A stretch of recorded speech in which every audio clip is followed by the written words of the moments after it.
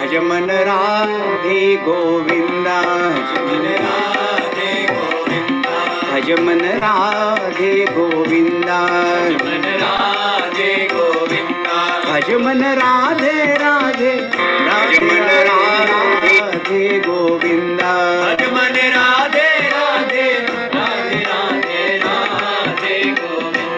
भज मन राधे राधे राधे राधे राधे गोविंदा, भज मन राधे राधे राधे राधे राधे गोविंदा, भज मन गोवर्धन गिरिधारी, मन गोवर्धन गिरिधारी, भज मन गोवर्धन गिरिधारी, मन गोवर्धन गिरिधारी, भज मन वृंदावन संचारी, मन वृंदावन संचारी, भज मन वृंदावन संचारी, मन वृंदावन संचारी, भज मन राधे राधे राधे राधे राधे गोविंदा, मन राधे राधे राधे राधे राधे गोविंदा, भज मन राधे राधे राधे राधे राधे राधे राधे राधे राधे गोविंदा, भज मन राधे राधे राधे राधे राधे राधे राधे राधे राधे गोविंदा, भज मन राधे राधे राधे राधे राधे राधे राधे राधे राधे गोविंदा, भज मन राधे राधे राधे राधे राधे राधे राधे राधे राधे गोविंदा, भज मन यमुना तीर विहारी, मन यमुना तीर विहारी, भज मन यमुना तीर विहारी, मन यमुना तीर विहारी, भज मन राधा चेतोहारी, मन राधा चेतोहारी, भज मन राधा चेतोहारी, मन राधा चेतोहारी, भज मन राधे राधे राधे राधे राधे राधे राधे राधे राधे गोविंदा, भज मन राधे राधे राधे राधे राधे राधे राधे राधे राधे गोविंदा, भज मन राधे राधे राधे राधे राधे राधे राधे राधे राधे गोविंदा, भज मन राधे राधे राधे राधे राधे राधे राधे राधे राधे गोविंदा, भज मन राधे गोविंदा, मन राधे गोविंदा, भज मन गोवर्धन गिरिधारी, मन गोवर्धन गिरिधारी, भज मन वृंदावन संचारी, मन वृंदावन संचारी, भज मन यमुना तीर विहारी, मन यमुना तीर विहारी, भज मन राधा चेतोहारी, मन राधा चेतोहारी, भज मन राधे राधे राधे राधे राधे राधे राधे राधे राधे गोविंदा, भज मन राधे राधे राधे राधे राधे राधे राधे राधे राधे गोविंदा, भज मन राधे राधे राधे राधे राधे राधे राधे राधे राधे गोविंदा, भज मन राधे राधे राधे राधे राधे राधे राधे राधे राधे गोविंदा, भज मन राधे गोविंदा, मन राधे गोविंदा, भज मन राधे गोविंदा, मन राधे गोविंदा, भज मन राधे गोविंदा। बोलिए राधावर कृष्ण चंद्र भगवान की जय, सद्गुरुनाथ महाराज की जय।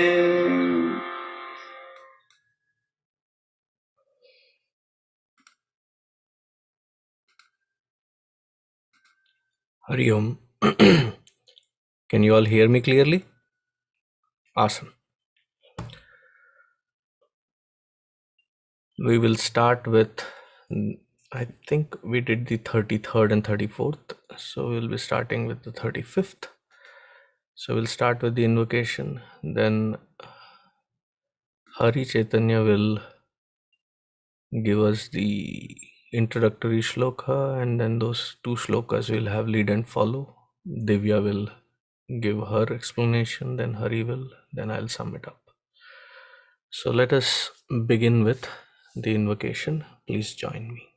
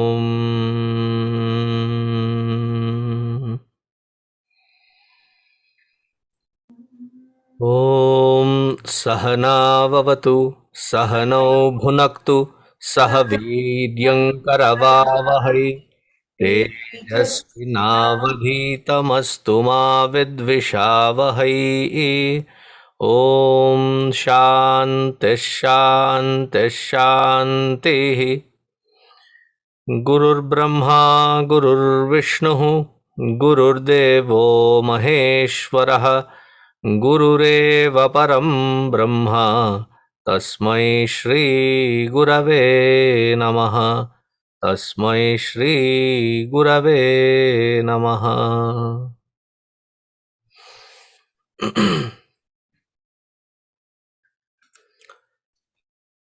हरिहरु तपोभिक्षीणपापानां शान्तानां वीतरागिणां मुमुक्षूणामपेक्ष्योऽयम् आत्मबोधो विधीयते. 35 and 36.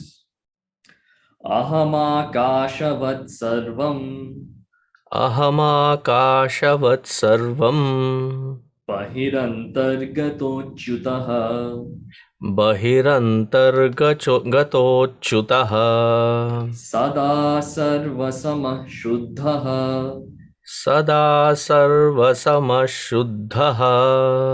niḥsaṅgo nirmalo'calaḥ niḥsaṅgo nirmalo'calaḥ nityashuddha vimuktaikamakhණ්डानन्दमद्वयम् nityashuddha vimuktaikam akhandanandamадваям satyam jñānamanantaṃ yat satyam jñānamanantaṃ yat param brahmāhameva tat.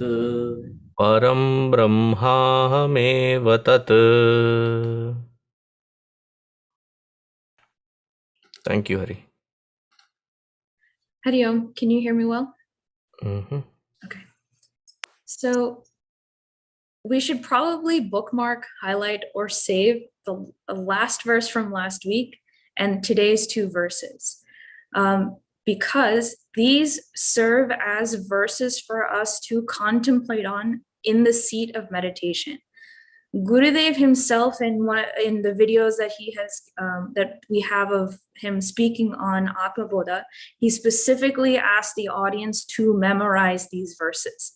And Gurudev often does this, picks out specific verses for us to memorize, not just here, but even in Vivek Chudamani, there's a whole section that he asks us to memorize because they are aids to meditation. These three verses are the aids to meditation in this book.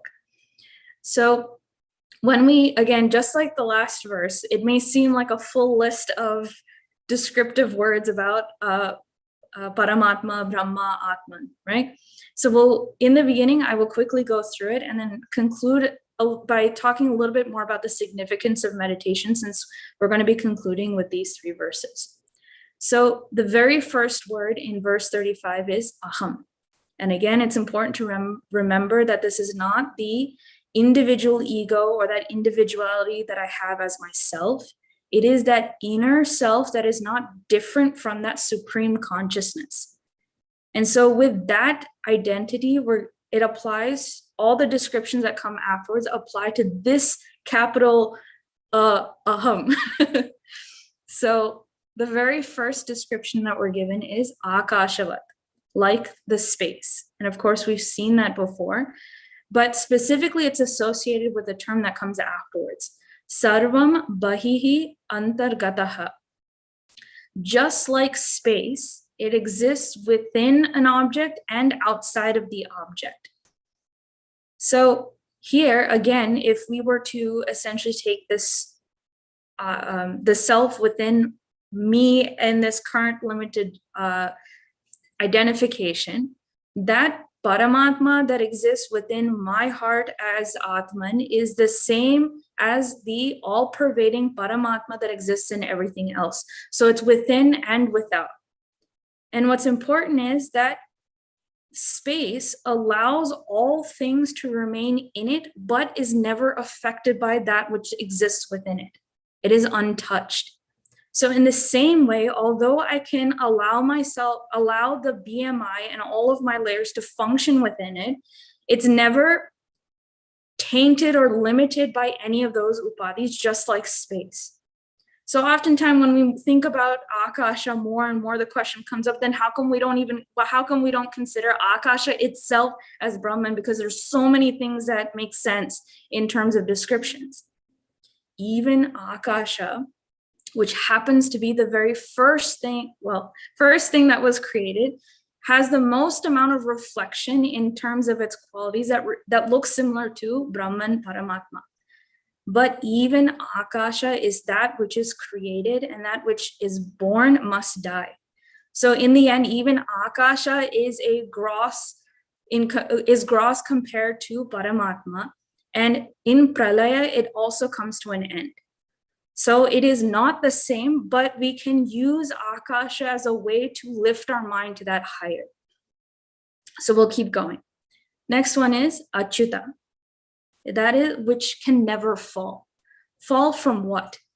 From its true essential nature. Its nature is Sat Chit Ananda. It can never be other than that nature. So it can never fall from that state to being the state of this individual ego.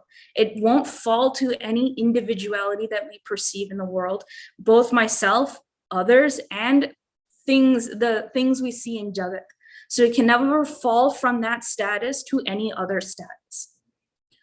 Sadā sarvasamaḥ. Among all conditions, it remains equal and unagitated. Again, agitations belongs to the equipment and not the substratum.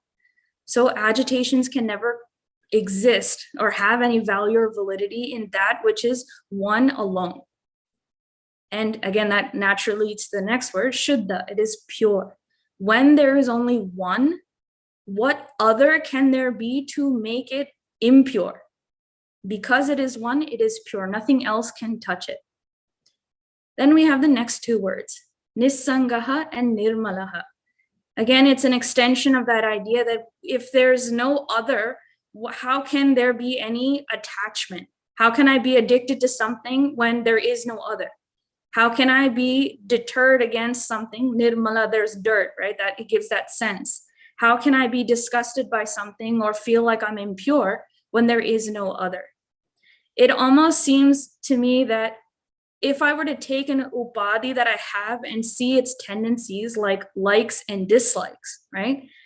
And using that framework, try to understand Paramatma, then I can say the words niḥsaṅgaha, nirmalo'calaḥ. So again, all of these words are taking something which we're familiar with and using that as pointers to something that I cannot recognize yet. So I'll keep going. There's a long list. So next one is achala. Here is, it doesn't go anywhere. It's immovable. It's motionless, right? Gurudev immediately, it's almost interesting to watch the audience. Gurudev says, achala, why? And the whole audience responds saying, all pervasive, right? Purnatva. It's an automatic logic that has to come in our mind that when you are purna and there is no otherness to go to, why would there be any movement? So purnatva means achala. And we'll continue with the next verse. Nitya Shuddha Vimukta Aikyam. We just did a Gurudev's Padaka Puja Sunday, and the last name we have for Gurudev in the Archana is Nitya Shuddha Mukta Swarupa, right? Again, that Guru who's realized is that very nature we're talking about here. Nitya Shuddha Vimukta Ekam. He is eternal in terms of time. He's pure. and vimukta. Here it's the most exalted type of liberation because it was never bound, right? Never bound. Next one is akhanda ananda advayam, the indivisible bliss that comes from advaya. Advaya again is another way of looking at ekam. It's not one, and so for example, I have one pen, right? But then there can exist another pen or something else. Advayam removes all sorts of permutation and combinations of questions that can come up. It is one without a second. There is no otherness. And so because of that no otherness, it cannot be divisible. So it's akhanda. And that experience is ananda. Right now, when we experience the closest thing we know to ananda, which is our small happiness, it comes from always with a contact with an object. Gurudev has, again, it's hilarious to watch Gurudev enact an example. He takes the example of the coffee, right? I will need coffee, I need coffee, I need coffee. And then you brew it and the whole house smells like coffee. And then you get a little bit more excited. You actually wake up at that moment, go get the sip of coffee. It feels like ananda, right? But again, Gurudev says that it is merely because of the contact. The mind has a desire, which in itself is agitation. It goes seeking after that coffee. And once that coffee contact has happened, the agitation drops. It's just a momentary relief between the itches. It's not real happiness. It is not the ananda that we're talking about. This is the ananda we experience without any kind of crutch, contact, or conditioning. Remove everything. This is the nature of bliss and ananda. And in fact, it is the very cause of that small happinesses we feel. When that agitation calms down, the mind is momentarily for a split second still. And what it is able to do is capture a sliver of ray of ananda that is actually coming from the substratum that already exists. Again, it's that momentary removal of a certain covering, right? So ananda belongs to the very nature of Atman and not the objects. So moving on, the next set is satyam jñānamanantaṃ. This is almost equivalent to sat chit ananda. Sorry, except for the ananda last part. Satyam is existence. And again, from ātmabodha, that which exists in all three states of time, right? That which is permanent. Jnanam is not just knowledge, but it is that pure, self-effulgent illumination that doesn't depend on other lights or other illuminating factors to illumine it. Again, we saw that a few verses ago, that it is self-effulgent and you don't need the mind or indriyas to perceive this self. It is only, and our sadhana is only to remove these layers. And anantam, it is infinite. And again, when you consider ekam, advitiyam, purnatvam, all of those words will give you the logic that's needed to understand what anantam is, that infiniteness. And the last verse or last phrase is yatparaṃ ahamākāśavatsarvaṃ. So all that which we have described, yet, that param brahma, that supreme state, that exalted excellence, is verily myself. I alone am that. Aham eva tat. That's pretty much a mahavakya for us right now. So the use of all of these words again, in the beginning, this becomes our shravana. Somebody needs to point out to us, for us to look up from our own, current existence and transactional world to even realize that there's something more truthful, that what I'm having is unreal, that there is something real. That is what I need Shastra and Guru and Bhagwan to help me even look up. Once I'm given that, I need to thoroughly and absolutely chew all of these ideas with my mind over and over and over and over again until I'm left with a doubtless conviction in my mind. That is manana. It is only when I have an unshakable, doubtless state of conviction do I then even approach the seat of meditation. Once all of this understanding is here, then I sit down and using these memorized verses, let it flow through me as the single flow of thoughts I have in the seat of meditation. This is the process of asserting what I'm convinced of. It is in this last state that this understanding becomes experience. Now, what's important here is that it is only through this hard, meticulous, ruthless method that I can even come to sit in the seat of meditation. There is no other definition that can even come close to what meditation is. If I'm given that meditation is a breathing exercise, that I have to inhale positivity and snort out negativity, I don't know what it is, right? All of these, and we see other people take workshops saying, oh, it's a state where you shut off all of your mind. They are all peddling nonsense. True meditation is a pragmatic, religious Hindu practice. If this is taken out of the context of understanding what Atman is, what all of these words have indicated, if you're selling something other than that, you have misappropriated what meditation is. And even then, that's outside the Hindu umbrella. Within the Hindu umbrella, we also have to be careful when we hear the word like nirvana, dhyanam, or meditation, other words that we use, because Adi śaṅkarācarya himself spent his lifetime to logically go through what does it actually mean to be established in that highest state. So we need to be very careful in our shravana and manana to make sure that we even have the right to come to the seat of meditation. It is only then that in this way that the seeker reflecting on the supreme truth allows himself to be merged into this understanding. And this is the meditation that we need to strive for. With that, Swamiji.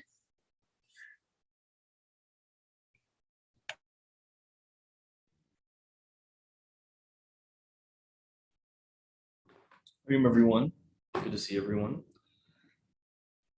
Imagine the most pristine, perfect thing you can ever think of. Something that's so wonderful that nothing else beats that. Now imagine being told that what that thing is, you are that. That's what our Shastra is doing here, which it's been explained before by great acharyas that no matter what compliment you can get in the world or what insult, that can affect us in different ways. What better compliment can you get than what Shastra says, that you are this pristine, perfect, pure substratum of everything else that is there. So that's the beauty of what we are, and that assertion, and as Divyaji pointed out, the meditation now is what's undertaken, because it's now no longer just something remote, that this Brahman is this entity with these kinds of qualities, this much perfection. That's not what's given here. It's I am that. That's the next step forward from here on out. So looking in the first shloka here, aham sarvam ahamākāśavatsarvaṃ. I am all, and the example given is like space.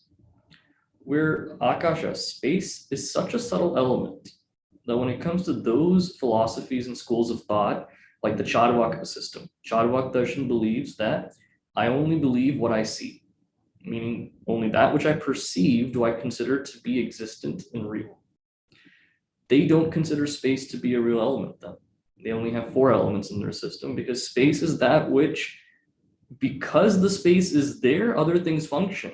Like even hearing, for example, happens because space accommodates that, allowing that to happen, serves as a medium for that to occur. But even then, it's not something that we can cognize with our intellects. So regardless of whatever qualities a thing has, space accommodates it without being changed at all, and really without having any kind of association with what it's accommodating. That's what this Brahman is as well. That's what I am. Achyutaḥ, sadā, sarvasamaḥ. That it's changeless and the same in all. Now, think of something that's so powerful because of conditioning adjuncts, it can still be manipulated in a way. Right now, the Texas sun, right now my computer showing me 89 degrees is what it is. I think it was hotter during the day. So welcome to Texas, we're finally there. The best season of the year, right? Where we fry when we walk to go get the mail even. So a sun that's that strong this time of year, its sunlight can still be manipulated.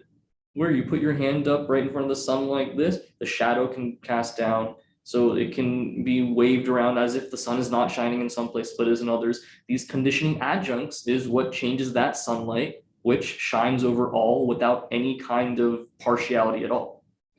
But here, Brahman is given the lakshana of sadā sarvasamaḥ, that it's the same in all, meaning that there is no conditioning adjunct that can do anything to keep it from shining anywhere, to keep it from expressing anywhere.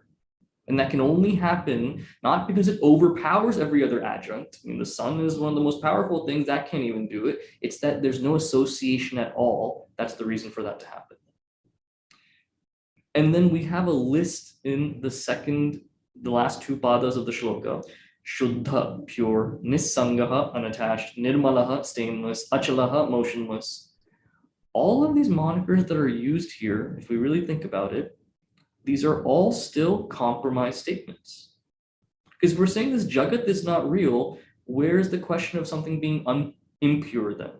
There is no question of purity or impurity, of attachedness or unattachedness, of something stained or unstained, or something moving or unmoving, when there's nothing else to compare it to because none of these things are real. Therefore, for our understanding, that relatively must be used. So then we ask ourselves, where is that full assertion of what Brahman is, without it being shown this way of a compromise statement, but shown that Brahman is this, proving what it is? That comes in the next shloka then. Just how last week in our month shlokas, we saw a reference to Mundakopanishad, such a profound pada that was given there. Here, the one that we find is satyam jñānamanantaṃ. And that phrase, satyam jñānamanantaṃ Brahma, comes from Taittiriya Upanishad. And the discussion that follows here about why these three qualifiers are so important, what their impact is, what the implication is so vast. So satyam, we generally understand as that truth upon which finite changes are rendered even possible. Where when we say that there are changes going on, something has to witness these changes. I had a friend in India who their family got a car when he was in high school. So he was itching to drive it. But the rule was you can't drive until you go to college or whenever. They wanted to keep the car nice and dent-free. So the rule was you're not allowed to drive the car. So what did he do? His mom took a bus to go somewhere to a different city. And so he said, okay, this is my chance. So he was very careful covering his tracks, made sure when he went, he didn't, ding the car anywhere, no dust on the car from where it was before, parked in the exact same spot when he came back. The keys also go on a hook in the house. He made sure to put it just like his mom would put it, that same exact way, like a James Bond style. Not a single thing changed. And then his mom comes home and she says, hey, I know we told you not to use the car. Did you take the car out at all? And he said, no, I didn't. If after you tell me something, why would I not follow that rule? I'm your son after all. So I know some of you are laughing. That's what he said as a son. So she asked some more questions on where he was, what he did. He answered really perfectly, covered his tracks. Then she said, that's all good. I'm glad you're telling me all of this. But the watchman told me he saw you driving the car the other day, is what she said. So despite any change that we think is imperceptible, a witness like that watchman is that substratum that sees everything happening, no matter what. Like that, then every change needs a substratum to witness, to be that unchanging factor, to even say that something else is changing. That is what satyam is. That unchanging substratum which sees all other things changing. Then jnanam is the next one. We see it as knowledge. But there is an unconditioned knowledge and conditioned knowledge. Conditioned knowledge is that which needs qualifiers and again, relativity to make it be understood. For someone who's not Indian, never had Indian food, how do you explain what vada pav is? You don't go in saying that, this is the ingredient, this is how you make. You don't go that route. You say, okay, you've had a burger or a sandwich. This is Indian burger, Indian sandwich. That's what vada pav is. I know that's very reductive. Some of you may be angry I'm making that kind of comparison. But to someone that's uninitiated into Indian food, that's how you would explain it then. Relativity is needed for conditioned knowledge. Here, though, when it's jnanam here is given, it's that which is absolute knowledge. That which is all, therefore any knowledge only arises from this source, and any knowledge that's there only comes from here.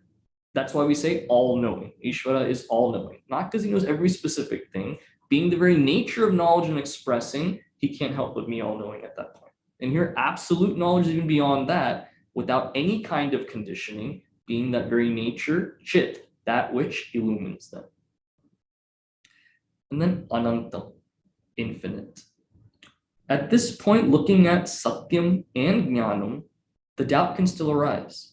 That yes, you say that sat is that substratum from which everything else comes. But if we look at the example of, say, clay becoming pots, that clay is still inert and still has to undergo some kind of change for the pots to come about. Is this satyam jñānamanantaṃ, the nature of that Brahman, is it the same way then? Which is why anantam is given here, meaning infinite. That sat is not some inert, inorganic principle. It's not that it has to go through any change, but because it is there always, this infinitude that's there, anantam, is that it's an uncaused cause. That sat is not a cause, Brahman is not a cause that came about from somewhere. It's its own uncaused cause. Everything else arises from that. And for something to be infinite then, that's only when it can be the nature of ananda. Think about it, that pure unmitigated happiness. Any other happiness we look for in the world is fleeting. You have a big box of chocolates, law of diminishing returns. The 5th chocolate tastes great, 10th chocolate maybe even better, 20th chocolate makes you hurl. That's the very nature of objects of the world and the happiness that they give. Here, for something to give that unmitigated happiness, to be the nature of pure bliss, must be infinite without any expiration date. Therefore, anantam, infinite, is the qualifier given here. So just with 3 different qualifiers, there's so much vichara that can be done. And when it comes to that meditation, then getting to the point where I don't see it, of course, as a limited entity or something that's remote, something I look at and say, oh, that is that Brahman. Rather, I am that Brahman. And Shastra reiterates this point time and again and again. So looking at these meditative verses, the 3 of them that we've seen in succession now, they can be linked together to cover up various doubts that we may have. Some of them are in relation to the conditioned world that I see, refuting that these conditionings actually exist, refuting that these conditions limit me in any way. And some of them, like in this shloka, are those qualifiers that are purely about that Brahman, making that assertion of, after understanding what I'm not, this is precisely what I am. Which is why when it's given such detail in Shastra, there can be no ambiguity on what the nature of consciousness is, how it has come about or not come about. None of that stuff is ambiguous. So that diligence comes in, where even if I pick up a book that's written by someone who claims to have studied Shastra, I won't get swayed by any kind of flowery language. Pushpitam vacham, right? Like is given in Bhagavad Gita. Flowery language that sounds good, but not according to Siddhanta. I won't fall for that when I know these precise markers. And I've done that thinking to understand how I can refute other ideas that come in, which is not in line with what these markers say Brahman is. That's all I have, Swamiji.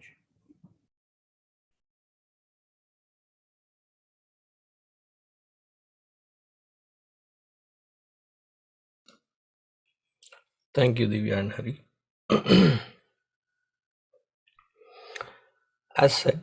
As mentioned, these 3 shlokas, the last shloka that we had earlier, the 34th, 35th, and 36th, these shlokas are called the Nididhyasana portion.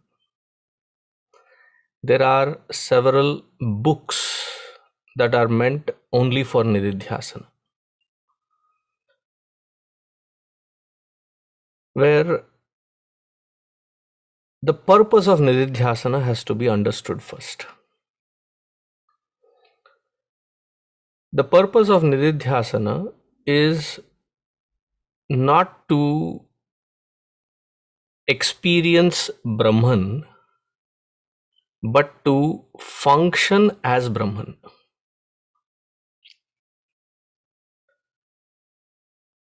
There's a huge difference. And for that, nididhyasana is a very important step wherein it focuses on removing habitual errors. When we say that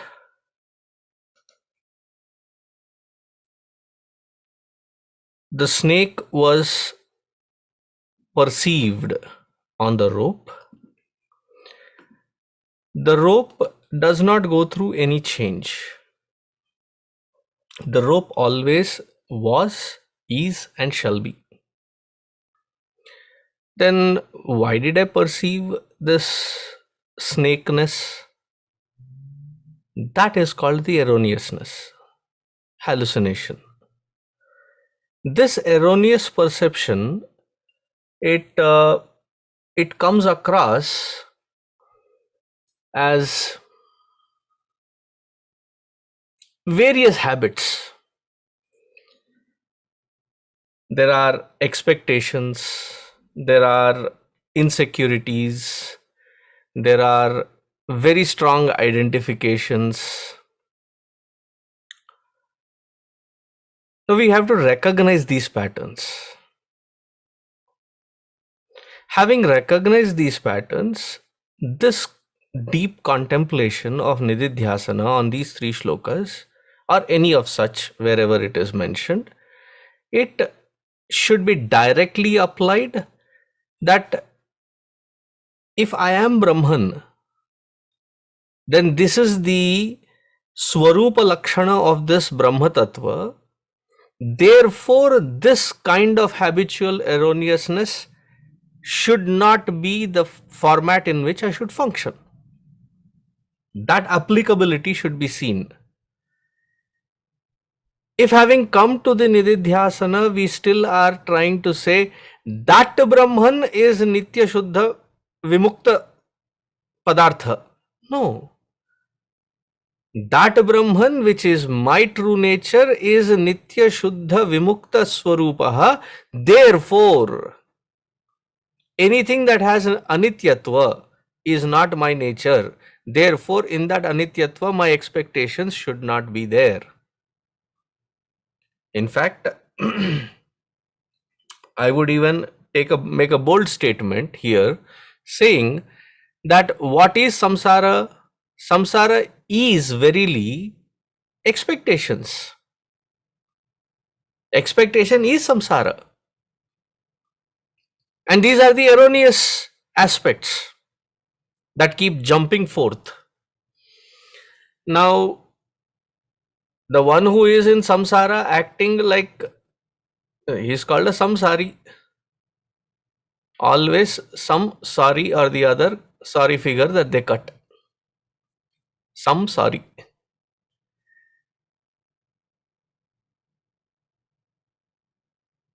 Now these erroneous perceptions, habitual, we keep committing mistakes, continuously caught up in it.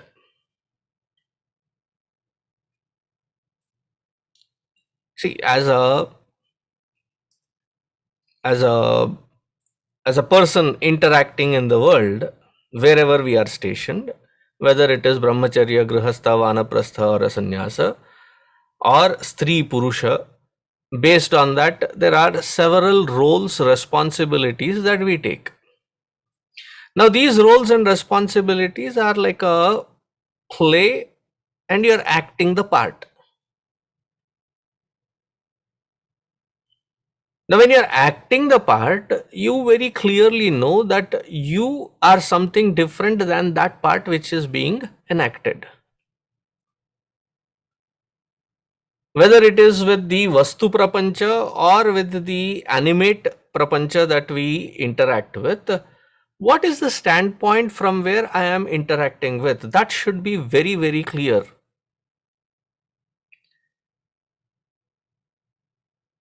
Otherwise, we keep committing the same mistakes again and again and again, in spite of studying Vedanta book after book after book. हमने भगवद गीता पढ़ लिया, विवेक चूड़ामणि पढ़ लिया, ātmabodha, tattvabodha, the upadeshasar, they lists it out. But then when we are in the behavioral pattern, behaving as that limited entity, there's absolutely, the Vedanta has not gone through that individual. Now, to apply it that meticulously from that standpoint, the conviction has to change. Therefore, manana has to happen meticulously, wherein there is this firmness, this absoluteness, that I cannot be anything other than this Brahma Padartha.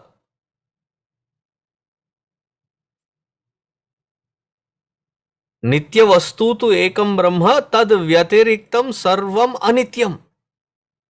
And I am that Nitya vastu. This conviction should be unshakably clear. When this conviction is formed, then in the nididhyasana, these pointers help us function from that standpoint, where as soon as that even thought of modulation occurs, of any aberration of limitation, I can observe right away, immediately, and function from these pointers that I am that Nitya Shuddha Padartha. This understanding, this born out of this clarity and conviction, when in practice, is called nididhyasana. Most of us get lost in the prakriya process. That meditation means closing the eyes and then sleeping. You might as well continue in the horizontal rather than the vertical.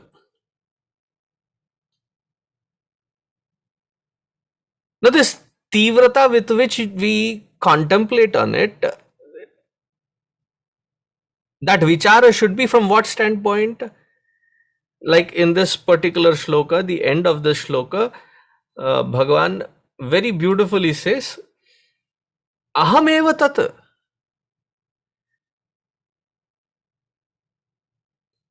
Aham kim? Brahma tattvam. So now with this baseline, when we go, ahamākāśavatsarvaṃ bahirantargato'cyutaḥ.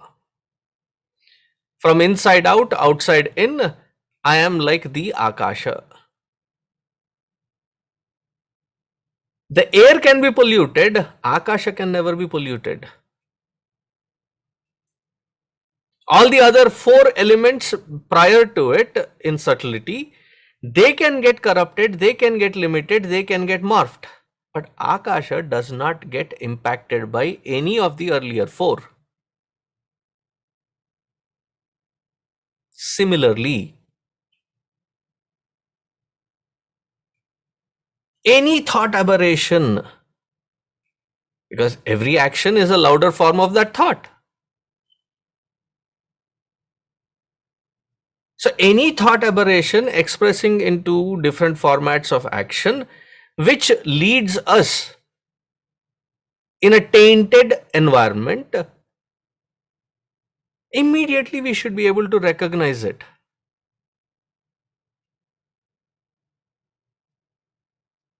And what is the greatest taint? To function from the standpoint of ahankara. Wherever there is confusion, wherever there is a reaction, it is the ahankara alone. That understanding at least should start, right?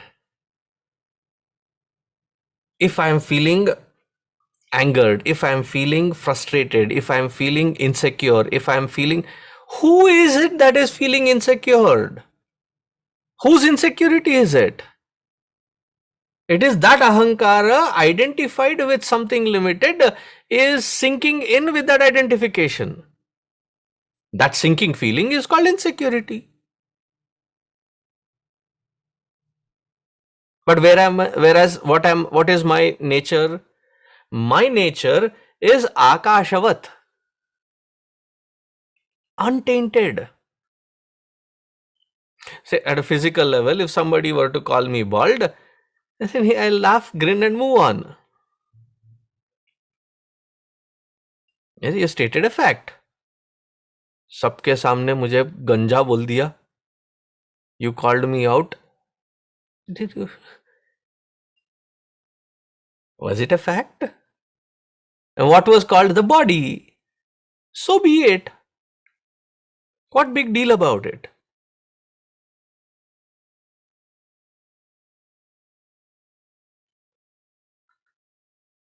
Achyutaḥ.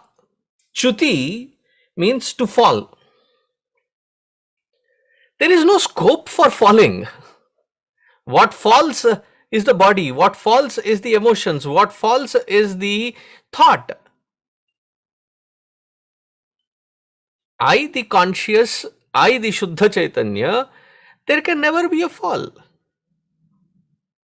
The rope has not fallen from its standpoint of being a rope ever, even though it was perceived as a snake. It was, it is, and it shall be. Only a rope.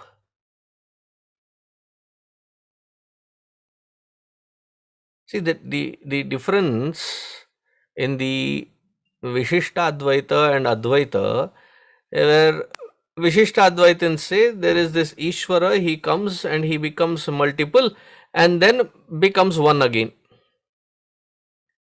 They give lot of validity to that separateness of multitude. Advaita, it looks similar, but what is the difference? It was, it is, and it shall be that Shuddha Chaitanya alone. And whatever is the fall that you are seeing is only a projected reality. There is not an iota of change that can ever happen. If change alone cannot happen, then what about the fall? Sat Vastu remains as Sat Vastu. Chit Vastu remains as Chit Vastu. Ananda remains as Ananda, but because of our wrong identification, we do not identify, we do not see our nature as. Therefore, if there is any fall at any level, whether it is memory, whether it is the buddhi, whether it is the mana, whether it is the sharira, wherever there is a fall, whether it is in the values, whether it is in the morals, whether it is in the ethics, it is that mind that is functioning, it is that ahankara that is functioning. That ability to separate and to be able to see and set it in right course and not be agitated because of it. Sadā sarvasamaḥ. How is it even possible that I'll be always equanimous? Sadā sarvasamaḥ. In Bhagavad Gita also it comes samaloshtāśma kañcanah. How can we bring that kind of an attitude? Samatva is the nature, samatva, that which is equanimous, that which has always been in the same condition. Samatvam is often wrongly translated as equality. No, equanimous is oneness.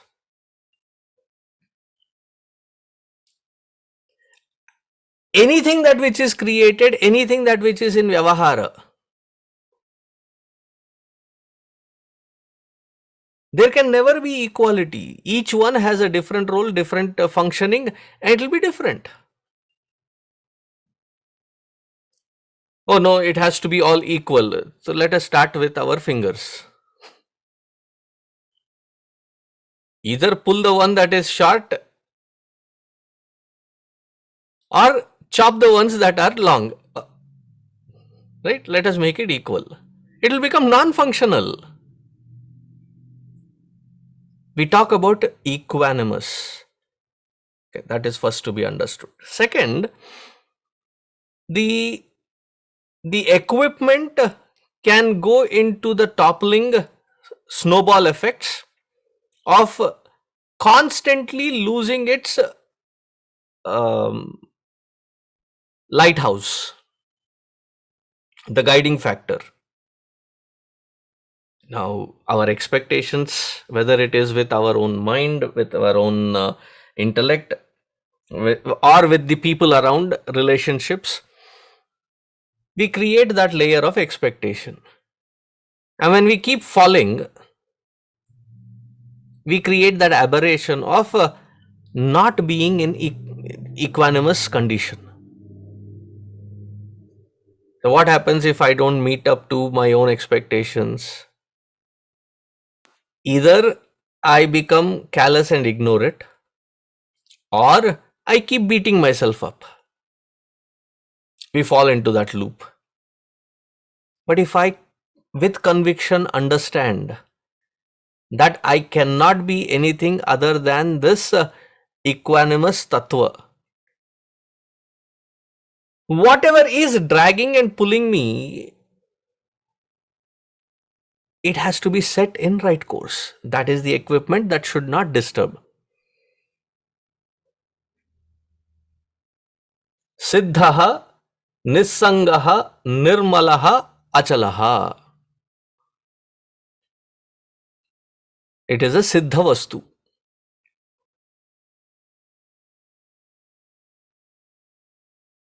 This is not something that has, in Sanskritam, Adi śaṅkarācarya says, praptasya ka praptihi. It is not something that has to be attained, acquired, or modified. I am already it. So instead of looking for happiness, instead of looking for satisfaction, I am already that happiness. Therefore, I am functioning from that happiness, not for that happiness. Why? It is a siddha vastu.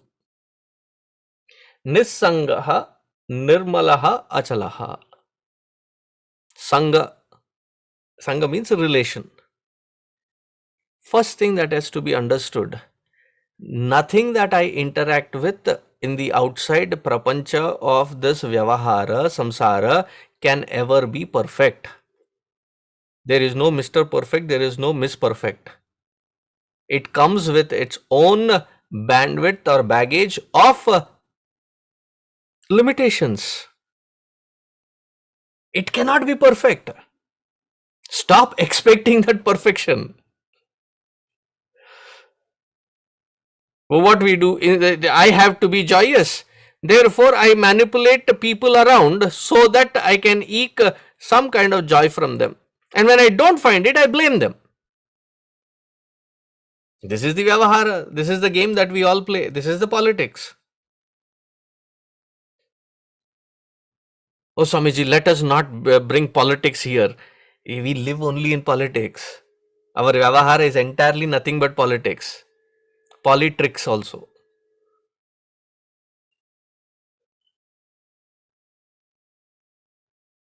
I am niḥsaṅgah. Niḥsaṅgah means what? Expect not anything from anyone.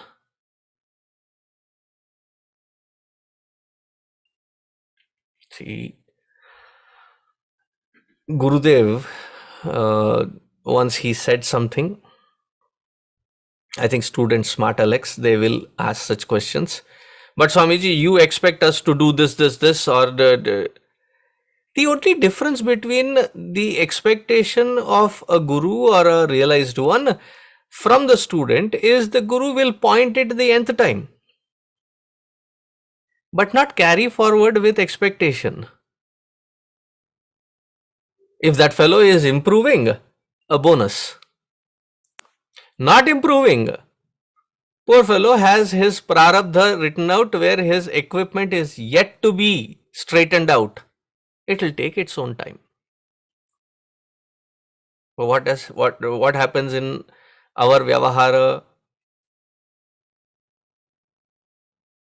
We state our expectations and truncate everything that is possible to fit it into our expectations. People, experiences, things, It has to be according to our expectations.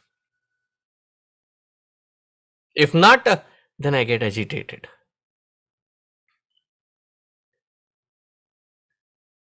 Niḥsaṅgaha. That in my vyavahara, in any relation, any kind of contact, any kind of vyavahara, I am that nitya niḥsaṅga vastu, completely detached vastu, which functions without any anticipation, period. And there is no question of mala. Mala happens when there is more than one.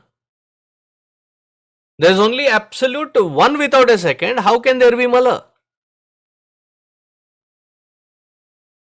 Therefore, if there is any mala, any kind of dirt, that dirt is because of the equipment and the projected reality. It has to be seen always from that standpoint.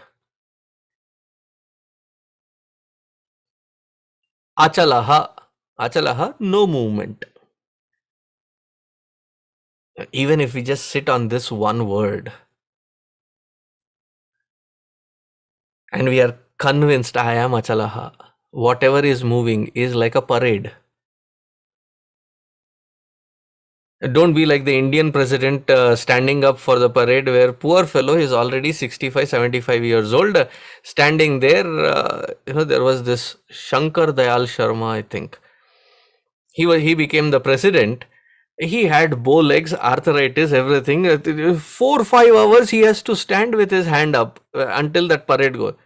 But for you, you have a choice in this parade. Sit down comfortably. Watch it pass by. चल रहा है, मैं नहीं हूं. It is shaking. I am achala. Be in that achala yoga. Watch the parade. Ayyo, there is dirty thought. Who asked you to qualify the thought whether it was good, bad, ugly, indifferent, horrifying? It is a thought. It is moving. You are not that thought. Period. Nitya Shuddha Vimukta-maikam. We have already seen Amalaha, therefore it is Nitya Vastu, therefore it is Shuddha Vastu.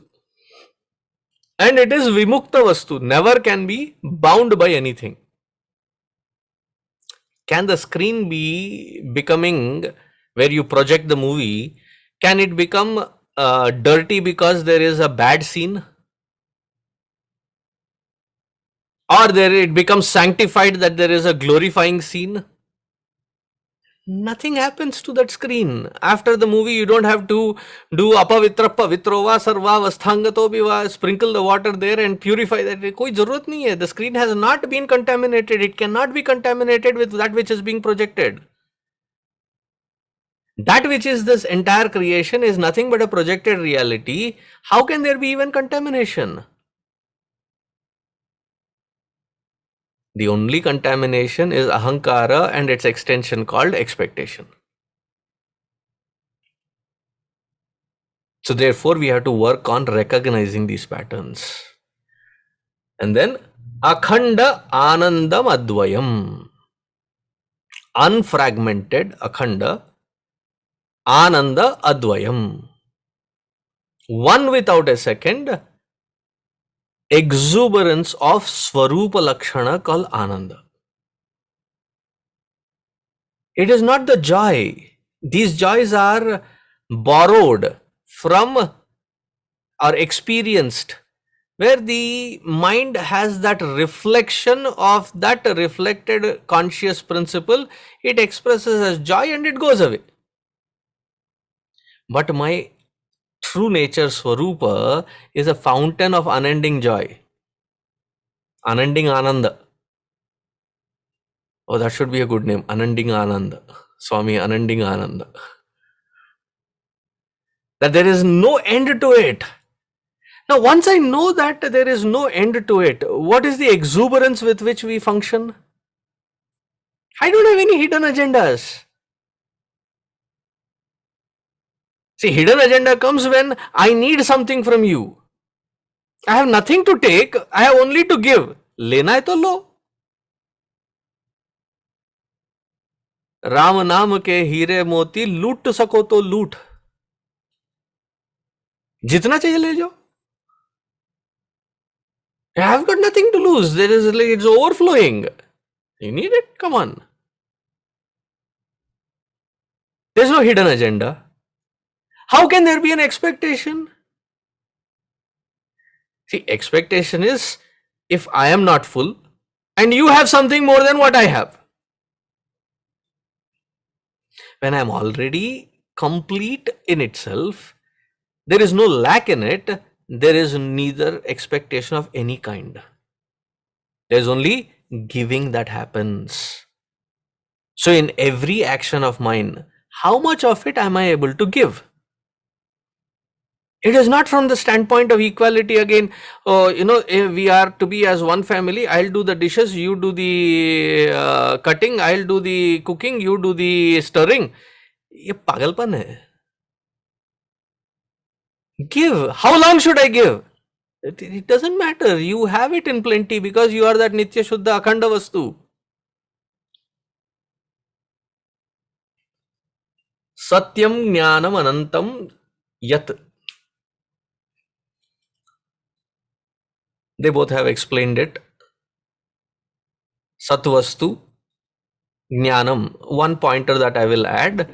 This is not the thought-based jnana. Vritti jnana they say it. This is swarupa lakshana jnana. This illumination is not based because there is an assertion in the buddhi as a vritti, as a thought. It is that illumination which is my true nature.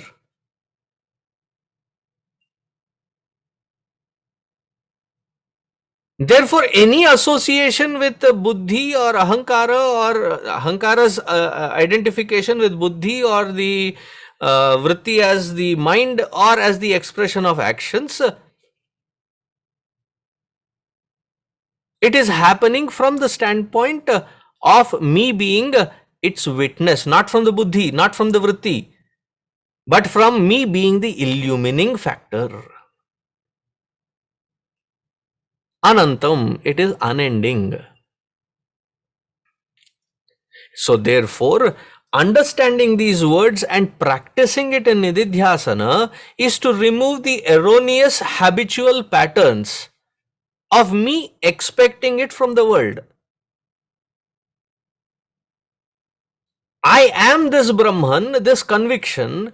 When I function from it, this is called Brahmabhyasa. This is called Brahmachintana.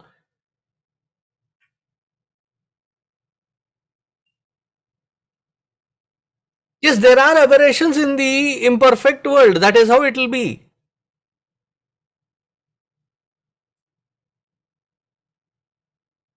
I perform with absoluteness of aiming for perfection.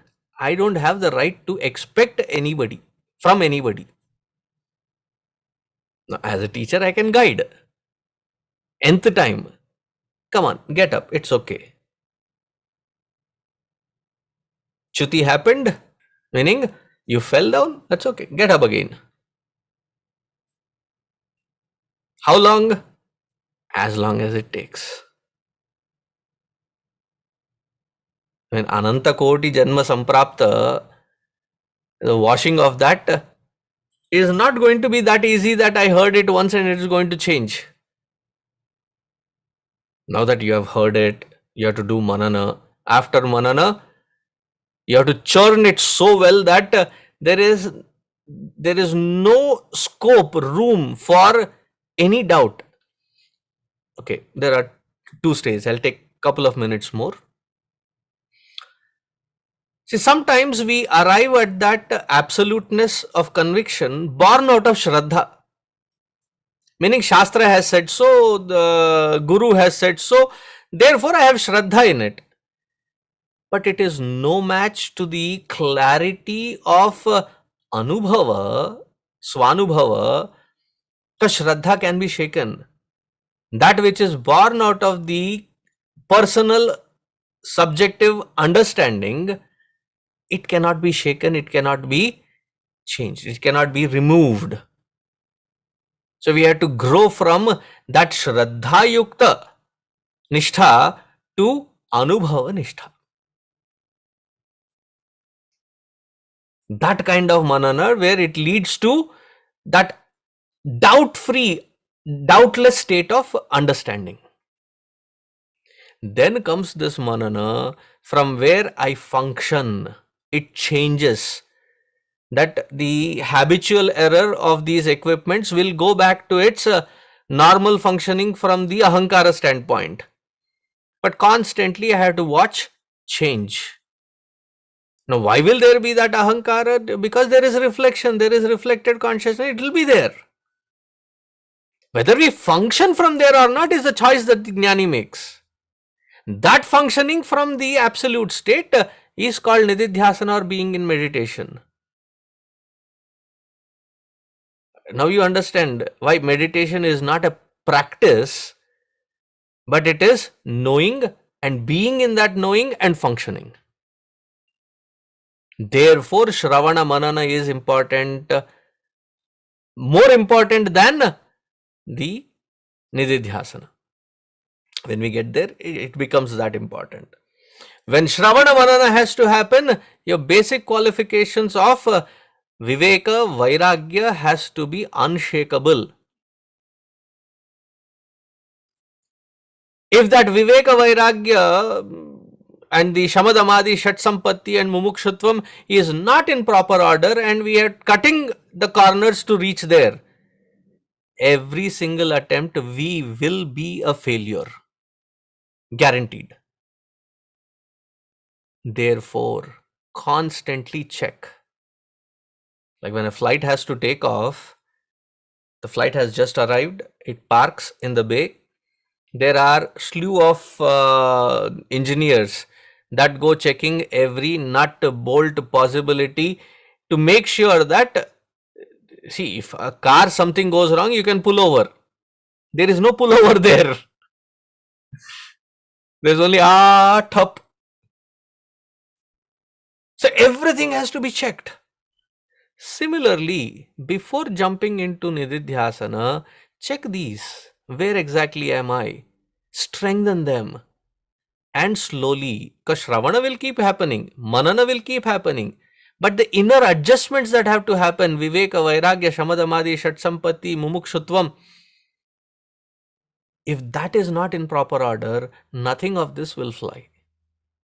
So hope it gives a comprehensive picture. Thank you for the extra time.